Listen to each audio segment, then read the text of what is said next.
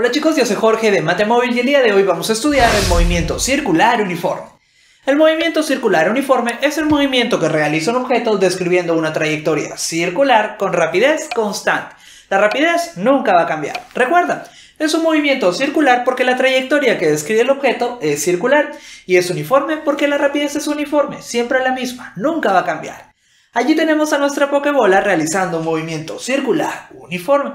Describe una trayectoria circular con rapidez constante. Se me ocurre, por ejemplo, que el valor de su rapidez es de 20 metros por segundo. Por lo tanto, este valor nunca va a cambiar. La rapidez de la Pokébola siempre va a ser de 20 metros por segundo, 20 metros por segundo, 20 metros por segundo. En el movimiento circular uniforme, esta rapidez recibe el nombre de rapidez tangencial y se representa simplemente mediante la letra V. La rapidez tangencial la representamos simplemente mediante la letra V y nos indica la longitud de arco que el objeto recorre por cada unidad de tiempo. ¿Sí? Nos indica la longitud de arco que el objeto recorre por cada unidad de tiempo. Para nuestra Pokébola habíamos puesto como ejemplo que el valor de su rapidez tangencial, es de 20 metros por segundo, que es lo mismo que 20 metros sobre segundo. Y los podemos reescribir como 20 metros divididos entre un segundo. Ahora, un segundo lo colocamos por acá y 20 metros por allá. ¿Y eso qué nos dice? Nos dice que en un segundo, que en cada segundo, la Pokébola va a recorrer un arco de longitud de 20 metros. ¿Sí? Ese valor de 20 metros por segundo para la rapidez tangencial nos indica que en un segundo, que en cada segundo, la Pokébola va a recorrer por la circunferencia un arco de longitud de 20 metros. Y ahí lo podemos ver.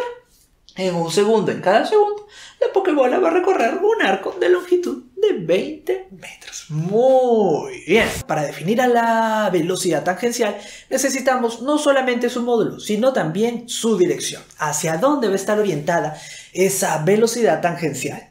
Para que se entienda mejor lo de la dirección, vamos a colocar ahí un instante de nuestra Pokébola. Ahí tenemos a la Pokébola en un punto preciso de su movimiento circular uniforme.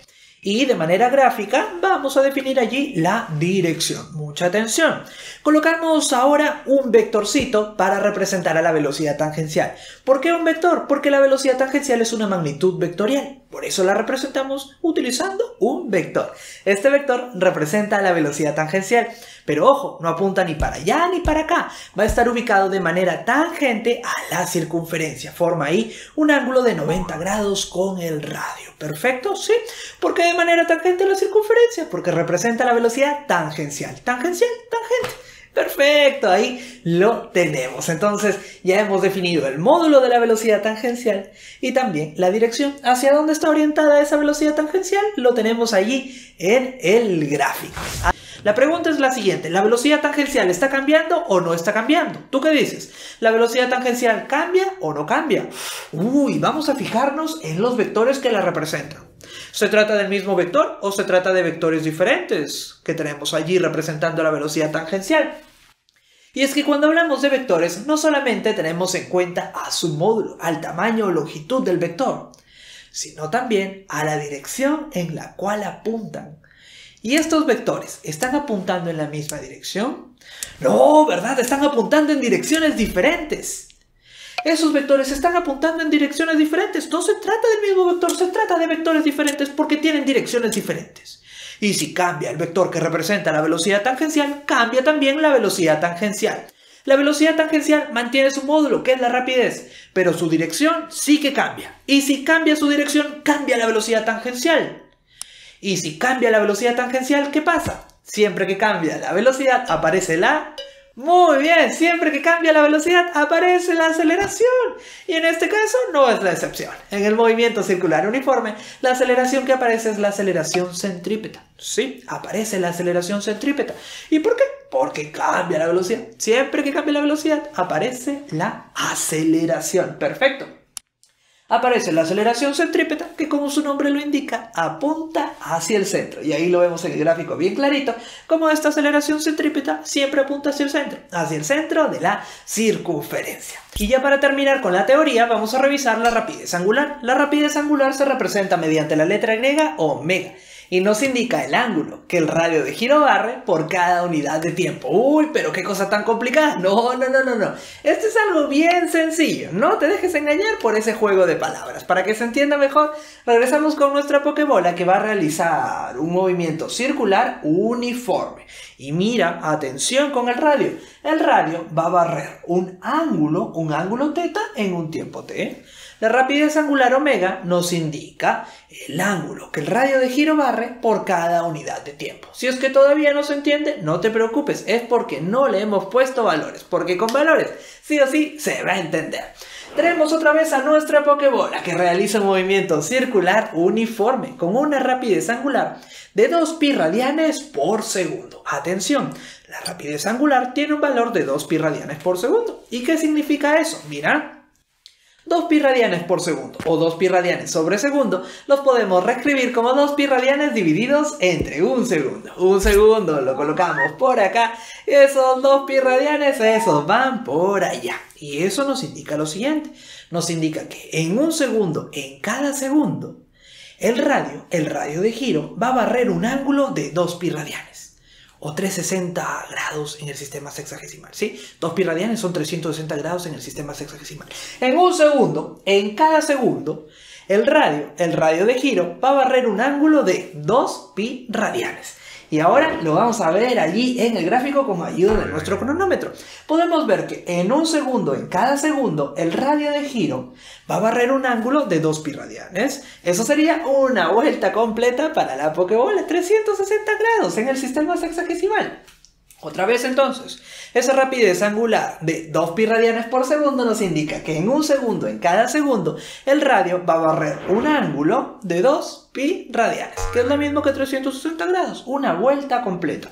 ¿Todavía no se entiende? ¿Ahí al fondo se entiende? ¿En la fila de la delincuencia se entiende? ¿Al fondo? Otro ejemplo ya, otro ejemplo. Como ya lo sabemos, una circunferencia completa tiene 360 grados. ¿Pero qué son los radianes?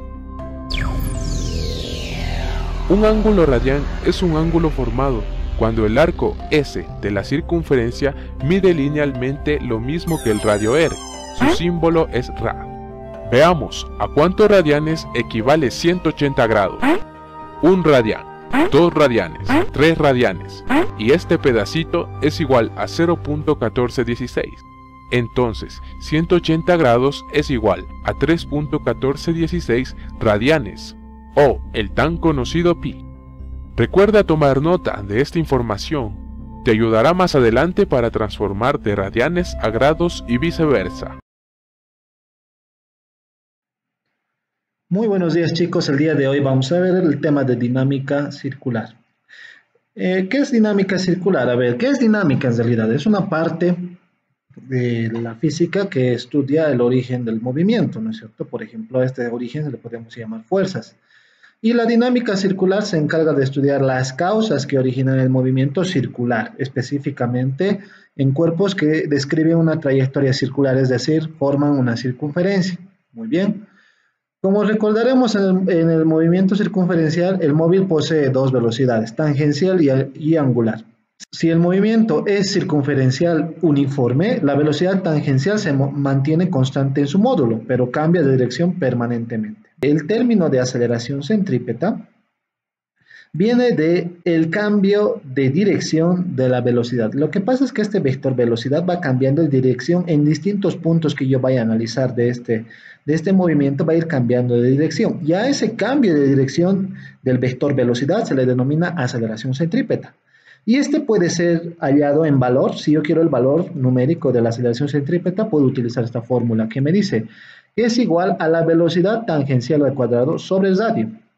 O, miren, por eso son dos igualdades, porque puedo usar esta opción si yo tengo de dato la velocidad tangencial, pero ¿qué pasa si no tengo la velocidad tangencial de dato y sí tengo la angular? Ya también puedo usar esta segunda opción. Esta segunda opción me dice que la aceleración centrípeta es igual a la velocidad angular al cuadrado multiplicado por el radio de giro, ¿ya? Y otra cosa que tenemos que tener el cuidado, jóvenes, para poder resolver los ejercicios es con las unidades. Bien. Ahora, esto es lo que habíamos visto en el curso de cuarto de secundaria. Esto hemos analizado en cuarto de secundaria todas las fórmulas de velocidad y demás, ¿no? Y de aceleración. Pero ahora vamos a ver el tema de dinámica. Y dinámica me dice que estudié la fuerza centrípeta, ¿ya? Y la fuerza centrípeta es justamente la resultante de todas las fuerzas que hace de que este móvil se mueva con una trayectoria circular, es decir, es la responsable del movimiento circular. Y acá dice eso, miren, es aquella fuerza resultante que origina la aceleración centrípeta, posee la misma dirección y sentido que la aceleración centrípeta. Es decir, su dirección es radial apuntando hacia el centro de la trayectoria. Entonces, si nosotros dibujamos acá la fuerza centrípeta, tiene la misma dirección de la aceleración centrípeta, ¿no? Y como tiene la misma dirección, y si yo aplico la segunda ley de Newton, tendría lo siguiente, que la fuerza centrípeta es igual a la masa por aceleración, pero no cualquier aceleración, sino la aceleración centrípeta de igual manera, ¿no? Porque hemos hablado de estos dos justamente. Ahora, entonces, esta fórmula la voy a deducir de la segunda ley de Newton. Muy bien. Ahora, ¿qué pasa si yo no tengo el valor de la aceleración centrípeta, pero sí tengo el de la velocidad? Entonces, miren, voy a reemplazar esta fórmula de la aceleración centrípeta en vez de la variable y voy a tener lo siguiente, que la fuerza centrípeta va a ser igual a la masa multiplicado por la velocidad tangencial al cuadrado sobre el radio. O la otra opción, ¿no? Esta otra opción sirve si es que, por ejemplo, yo no tengo la velocidad tangencial y sí tengo la angular. Entonces puedo utilizar esta segunda opción que me dice que es igual a la masa por la velocidad angular al cuadrado por el radio. De esa manera voy a obtener la fuerza centrípeta. Ahora, esta fuerza centrípeta es una sumatoria de varias fuerzas. Es decir, cuando ustedes analicen un movimiento circular, tienen que analizar primero todas las fuerzas que actúan en este cuerpo. Y esas fuerzas van a obtener una resultante. Y esa resultante va a ser la fuerza centrípeta. Y esa fuerza centrípeta tiene una convención de signos, ¿no? Como habíamos visto en las clases de Zoom. Las fuerzas que apuntan hacia el centro de la circunferencia van a ser positivas. Y las fuerzas que apuntan hacia afuera van a ser negativas, ¿no? Esto nos muestra esa convención de signos que tenemos que tener en la sumatoria de fuerzas que representa la fuerza centrípeta. Ahora, obviamente, si vamos a hablar de dinámica, también tenemos que tener un sistema de referencia. Y esto les había explicado en las clases de Zoom, que el sistema ya no va a ser X y Y. No podemos manejar porque esto es un movimiento circular. Ahora, se van a trazar los ejes. Este va a ser un eje que va a ser tangente a la circunferencia. Y este eje va a formar 90 grados, que va a ser alineado al eje del radio, ¿no? Este eje de acá se va a llamar el eje radial. ¿Por qué? Porque está apuntando hacia el radio, ¿no es cierto? El eje radial. ¿Listo? Vamos a hacer este cambio. Y el otro, que es tangente a la circunferencia, claramente dice el nombre, va a ser el eje tangencial. Muy bien. Entonces, ahora los ejes ya no son X y Y. Es decir, los ejes son radial y tangencial. Este es tangente, fíjense, porque intersecta en un punto a la circunferencia, y el eje es radial porque está en el radio de la circunferencia, como dice el nombre, es radial. Entonces voy a utilizar estos dos ejes.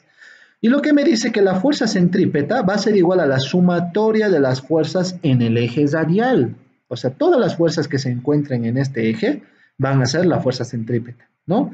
Entonces, de ahí voy a deducir que la sumatoria de fuerzas en el eje radial, y así se coloca, sumatoria de F rad, fuerzas en el eje radial, van a ser igual a la fuerza centrípeta, que esto va a ser igual a la masa por velocidad al cuadrado sobre el radio, o a la masa por la velocidad angular al cuadrado por el radio. ¿Ya? Esto no significa que voy a utilizar las 4, ¿no? Sino de acá voy a deducir que la sumatoria de fuerzas radiales va a ser igual a uno de estos dos, ¿no? A uno de estos dos. Muy bien.